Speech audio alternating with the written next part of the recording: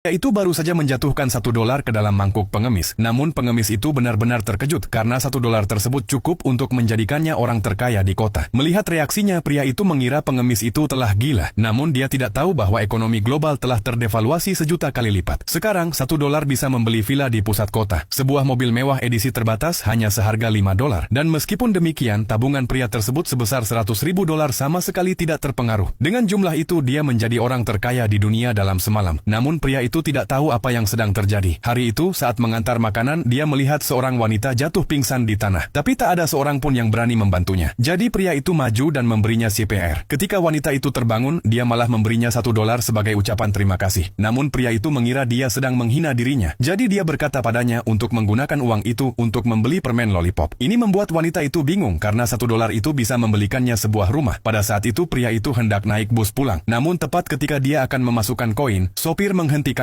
Sopir itu bertanya apakah dia ingin naik bus atau membelinya. Penumpang lainnya juga mengira dia sedang pamer. Pria itu tidak mengerti apa yang istimewa dari $1.